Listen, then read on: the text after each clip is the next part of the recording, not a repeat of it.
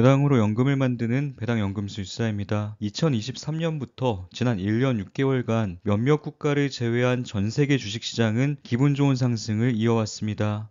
미국은 물론 유럽, 일본, 캐나다, 브라질, 인도, 호주를 포함한 글로벌 증시는 신고가를 경신하며 대체로 좋은 모습을 보여줬죠. 특히 빅테크 기업의 엄청난 주가 상승에 힘입어 미국 증시를 대표하는 S&P 500과 나스닥 100 지수는 계속해서 사상 최고치를 경신해 나가고 있습니다. 하지만 빅테크 쏠림 현상이 이어지게 되면서 빅테크를 보유하지 못한 투자자, 그리고 국내 증시의 밸류업에 희망을 걸었던 투자자들은 글로벌 증시 호황에도 불구하고 별다른 재미를 느끼지 못한 시기이기도 합니다. 2024년 상반기까지 주식시장을 강력하게 주도해온 테마는 AI, 인공지능입니다. 그중 AI 시대의 길목을 지키고 있는 대장주는 바로 엔비디아입니다. 이번 영상에선 엔비디아를 향한 투자자들의 생각과 행동의 변화를 살펴보면서 개인 투자자들이 의미 있는 수익을 챙기지 못하는 이유와 상승장에서도 황당하게 손실을 떠안게 되는 과정까지 자세히 보여드릴 겁니다. 고수익을 꿈꾸며 인기 있는 종목을 뒤쫓아 이리저리 휘둘려 다니는 것보다 그냥 묵묵히 배당연금을 늘려가는 게 어쩌면 더 실속 있는 선택일지도 모른다는 걸 보여드릴 겁니다. 본격적인 이야기를 시작해 보겠습니다. 2021년 4월부터 11월까지 단 8개월 만에 엔비디아의 주가는 거침없이 150% 이상 상승했습니다. 그 당시 국내 투자자들의 해외 종목 순매수 결제 순위를 살펴보면 엔비디아가 7위에 당당하게 랭크되어 있는 걸 확인할 수 있습니다. 하지만 그 다음 달인 2021년 12월부터 1년가량 하락장이 펼쳐지면서 엔비디아의 대박앤세일이 시작됩니다. 단 1년 만에 주가가 전고점 대비 68%나 하락했죠. 2022년 8월부터 12월까지 무려 5개월 동안 박앤세일이 펼쳐졌지만 해외 종목 순매수 결제 상위 50 종목에 엔비디아는 아예 존재하지 않았습니다. 물론 바닥에서 매수하는 게 쉬운 일은 아닙니다. 주가가 바닥에 있던 5개월 동안 매수하는 게 비현실적인 가정일 수 있으니 기간을 조금 더 늘려보죠. 엔비디아의 주가가 본격적으로 하락하기 시작한 2022년 4월부터 2023년 3월까지 기간을 1년으로 늘려놓고 분석해봐도 결과는 같습니다. 순매수 결제 50위 안에 엔비디아는 없었죠. 기업의 본질은 그대로인 상태에서 주가 흐름만 안 좋아졌을 뿐인데 엔비디아를 대하는 투자자들의 생각과 마음이 완전히 바뀌기 시작한 겁니다. 2022년 약세장을 거치게 되면서 투자자들의 태도는 상당히 소극적으로 변했습니다. 자산을 크게 불리겠다는 마음보단 자산을 지키겠다는 마음이 더 커진 것이죠. 2023년 1년 동안 순매수 결제 2위에 당당히 이름을 올린 종목이 배당성장 ETF인 SCHD인 것만 봐도 알 수 있는 사실입니다. 우리가 또 한 가지 관심 있게 봐야 할 건 1위가 TMF, 3위가 TLT였다는 사실입니다. 미국 장기채 ETF와 그 3배 레버리지 ETF가 순매수 결제 3위와 1위를 모두 차지한 것이죠. 2023년부터 금리 인하를 예상하며 많은 투자자들이 TLT와 TMF를 적극적으로 매수했지만 기대했던 것만큼 좋은 결과로 이어지지 않았습니다. TLT와 TMF 그리고 TLTW와 같은 장기채 투자 관련 이야기도 상당히 흥미로운 이야기지만 불량 관계상 다음에 자세히 다루기로 하고 다시 엔비디아 이야기로 돌아와 보죠. 2023년 1년을 기준으로 순위를 매겨보면 엔비디아는 순매수 결제 상위 50위권 안에 이름을 올리지 못했습니다. 재밌는 건 엔비디아도 이름을 올리지 못한 50위 안에 엔비디아 1.25배 인버스 ETF가 들어가 있는 겁니다. 엔비디아의 주가가 하락했을 때 수량을 늘릴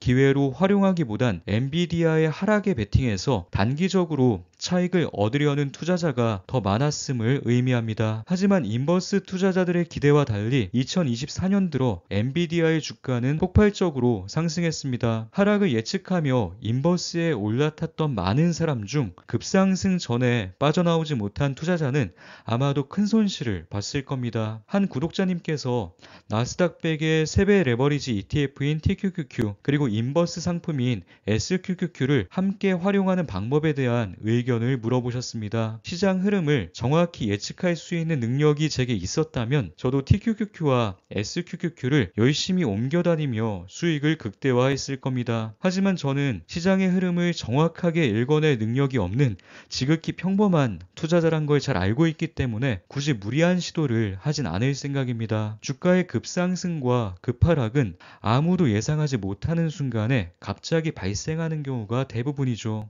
운이 좋아 한두 번은 제대로 맞출 수 있을지 몰라도 제게 그런 행운이 계속해서 찾아오진 않을 겁니다. 화면 속 그림은 엔비디아 주가의 월봉 차트입니다. 2024년 1월부터 주가가 폭발적으로 상승했다는 걸 한눈에 알 수 있죠. 이 기간 동안 해외 주식 순매수 결제 순위를 살펴보면 역시나 엔비디아가 1위인 걸 확인할 수 있습니다. 기관별로 나눠서 조금 더 자세히 살펴보죠. 2024년 1월 엔비디아의 주가가 전고점을 뚫고 크게 상승합니다. 그러자 2023년 연단위 기준으로 순매수 결제 50위 밖에 있던 엔비디아가 단숨에 11위로 치고 올라옵니다. 그리고 2월엔 1위로 등극하고 3월에도 1위 자리를 꾸준히 유지합니다. 하지만 4월엔 다시 50위권 밖으로 밀려납니다. 엔비디아의 일봉 차트와 당시 뉴스 기사를 찾아보면 그 이유를 알 수 있습니다. 3개월 동안 크게 상승하던 엔비디아의 주가가 한 달간 횡보하며 투자자들을 지치게 만듭니다.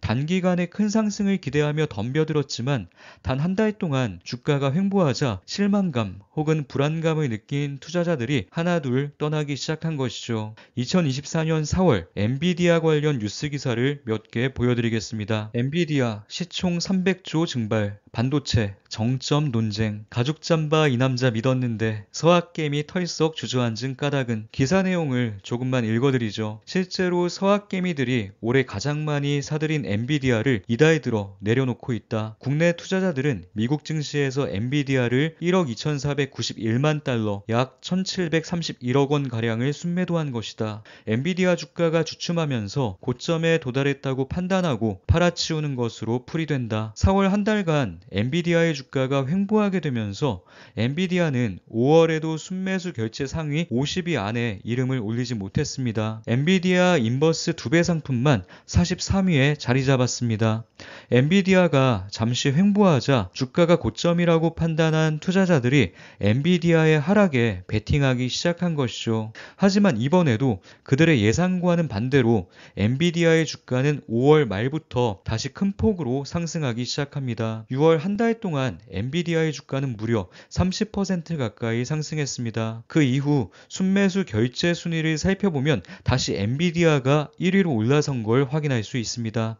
간단히 정리해보죠. 대부분의 투자자들은 주가가 하락하거나 횡보하면 아예 관심을 끄거나 소극적으로 대응하다가 주가가 크게 상승하면 그때서야 관심을 가지고 적극적으로 덤벼든다는 걸 알 수 있습니다. 주가가 횡보하거나 하락할 때 수량을 열심히 모아간다면 상승장이 찾아왔을 때 그 상승을 제대로 누릴 수 있습니다. 하지만 안타깝게도 대부분의 투자자들은 그 반대로 행동하고 있는 것이죠. 더 큰 수익을 얻기 위해 이리저리 옮겨다니며 부단히 노력하고는 있지만 상승하기 전 그 길목을 미리 지키고 있는 게 아니라 크게 상승하고 나면 그때서야 확신을 갖고 뒤따라가기 때문에 기대하는 것만큼 좋은 성과를 얻지 못하는 경우가 대부분입니다. 투자자들이 일반적으로 가지고 있는 생각이 바로 대중심리입니다. 대중심리를 파악하고 이를 거스르기 위한 노력이 필요합니다. 그게 어렵다면 이리저리 옮겨다니지 말고 묵묵히 한 자리를 지키는 편이 낫습니다. 어설프게 옮겨다니는 것이 대중심리에 휩쓸리는 투자자들의 가장 전형적인 모습입니다. 2022년 성장주 투자로 큰 손실을 경험했던 투자자들이 성장주 비중을 축소하고 안정적인 배당주 투자로 관심을 돌렸죠. 그 결과 2023년 순매수 결제 2위 자리엔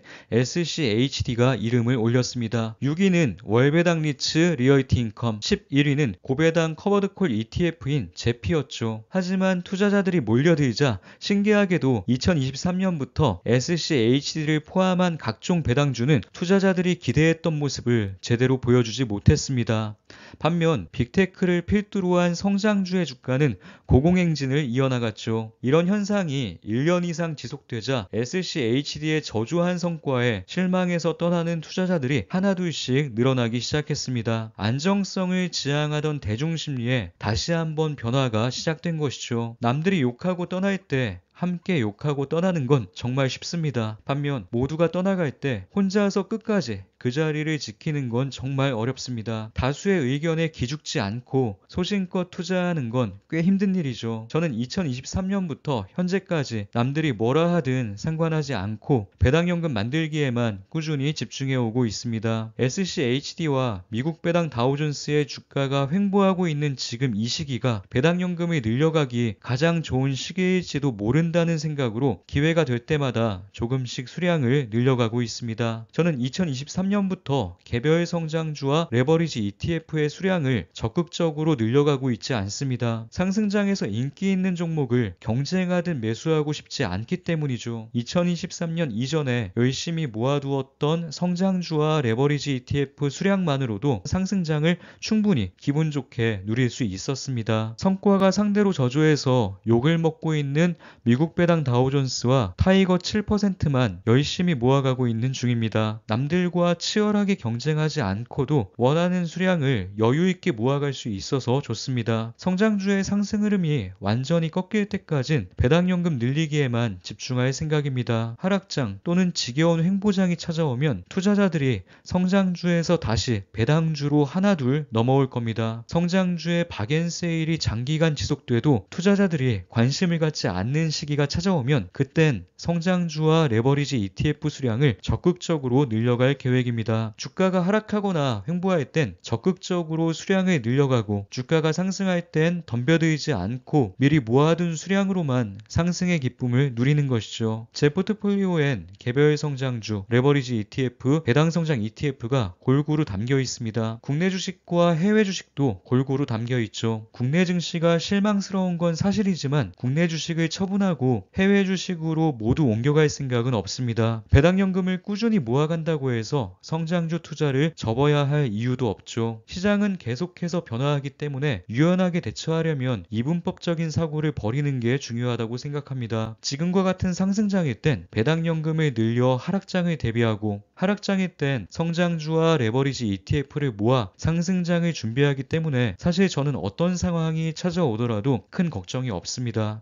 수익률 1위가 목표가 아니기 때문에 굳이 무리해서 단 하나의 투자를 선택해야 할 이유도 없죠. 제가 배당연금 투자를 강조하는 이유는 배당연금 투자가 최고라서가 아닙니다. 추억의 만화 슬램덩크에서 왼손은 거들 뿐이라는 명대사가 나옵니다. 오른손으로 슛을 쏠 때 반대쪽 손인 왼손은 힘을 주지 않고 살짝 얻는 듯한 가벼운 역할만 수행하는 것이죠. 비중이 큰 오른손의 역할이 절대적인 것 같지만 옆에서 거들어주는 왼손이 없다면 애초에 정확한 슛은 불가능합니다. 공을 찰 때도 마찬가지죠. 기본기가 부족한 사람은 공을 차는 발에만 온 신경을 집중합니다. 하지만 공을 잘 차는 사람일수록 디딤발의 역할을 중요하게 생각합니다. 공을 던지는 손, 공을 차는 발이 중요하다는 건 굳이 강조하지 않아도 누구나 다 압니다. 결국 의미 있는 차이는 남들이 하찮게 생각하는 부분을 놓치지 않았을 때 생겨나는 것이죠. 투자도 이와 다를 게 없다고 생각합니다. 앞서 언급했듯 저는 개별 성장주 투자, 레버리지 ETF 투자, 배당연금 투자를 함께 진행하고 있습니다. 지난 몇 년 동안 제 금융자산을 불리는데 결정적인 역할을 한 건 개별 성장주 투자와 레버리지 ETF 투자라고 할 수 있습니다. 반면 배당연금 투자의 수익률은 상대적으로 저조했죠. 계좌를 보면서 누구나 이런 마음이 들 겁니다. 수익률이 저조한 배당연금 투자를 접고 개별 성장주 투자, 레버리지 ETF 투자 비중을 그냥 확 늘려볼까? 하지만 저는 효율을 극대화하는 전략이 반드시 최선의 전략이라고 생각하진 않습니다. 성장주 투자와 투자와 레버리지 ETF 투자가 공을 던지는 손이라면 배당연금 투자는 거두는 손입니다. 발로 따지자면 디딤발이 되겠죠. 거두는 손과 디딤발이 제 역할을 하고 있을 땐 그 중요성을 느끼기 어렵습니다. 그래서 없어도 된다고 착각하기 쉽죠. 돋보이지 않는 역할을 묵묵히 수행하고 있는 것일 뿐 그렇다고 해서 중요하지 않은 건 아닙니다. 결과적으로 고수익을 안겨다 주는 건 성장주와 레버리지 ETF일지 몰라도 어려운 순간마다 흔들림 없이 버티게 하는 힘을 주는 건 다름 아닌 배당연금입니다. 언제가 될진 모르지만 하락장은 반드시 다시 찾아옵니다. 모두에게 위기인 순간을 기회로 만들기 위해 저는 상승이 계속해서 이어질 때 수비력을 조금씩 키워갈 생각입니다. 작년에 연 3.77%의 다소 아쉬운 배당 성장을 보여줬던 SCHD가 2024년 2분기엔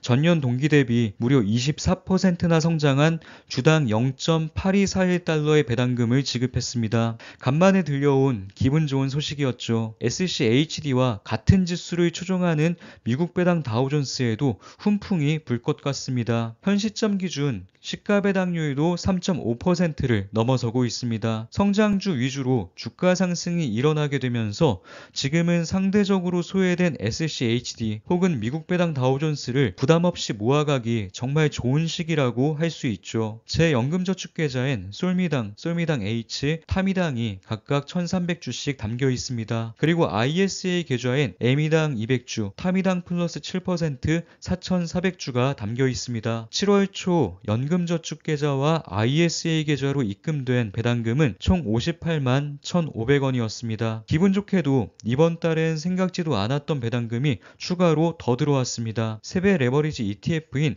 SOXL에서도 주당 0.1495달러의 배당금이 입금된 것이죠. 숫자만 보면 별거 아닌 것처럼 보이지만 지난 분기 대비 4배가 넘는 수준입니다. 배당을 목적으로 매수한 종목이 아니었음에도 세후 149.28달러, 원화 기준으로 20만원이 넘는 배당연금이 덤으로 만들어졌습니다. 그리고 7월 초 TQQQ로부터 받은 배당금도 원화 기준 6만 5천원 정도 됩니다. 이로써 7월 초에 제 계좌로 입금된 배당연금은 대략 85만원 수준입니다. 그리고 아내의 계좌에서도 30만원이 넘는 배당연금이 만들어졌습니다. 7월 초 아내와 저의 계좌에서 총 115만원가량의 배당연금이 만들어진 셈이죠. 연초에 계획했던 대로 올해 배당금은 재투자하지 않고 현금성 자산으로 모아가고 있습니다. 언제 어느 때 시장의 흐름이 바뀌어도 당황하지 않기 위해 무리해서 투자하지 않고 조금씩 다음 스텝을 준비해두려 합니다. 레버리지 ETF에서 만들어진 배당연금은 안정적인 현금 흐름으로 볼 수 없습니다.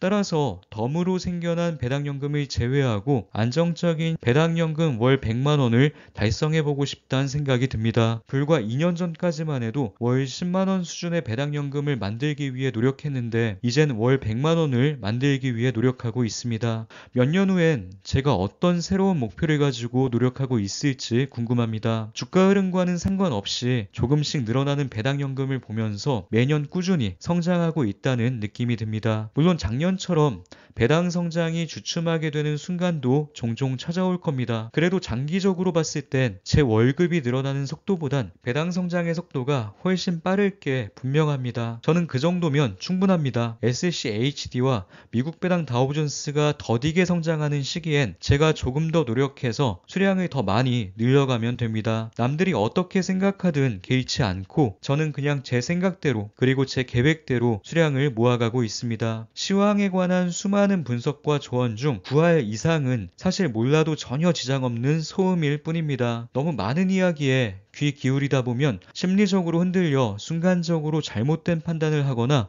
오히려 방향을 잃기 쉽습니다. 쉴 새 없이 쏟아지는 소음 속에서 정보를 찾기 위해 너무 애쓰지 마시고 그보다 의미 있는 소중한 일에 더 많은 시간을 쏟으셨으면 좋겠습니다. 오늘 영상도 우리 구독자님들께 조금이나마 도움이 되었길 바랍니다. 긴 영상 끝까지 시청해주셔서 감사합니다.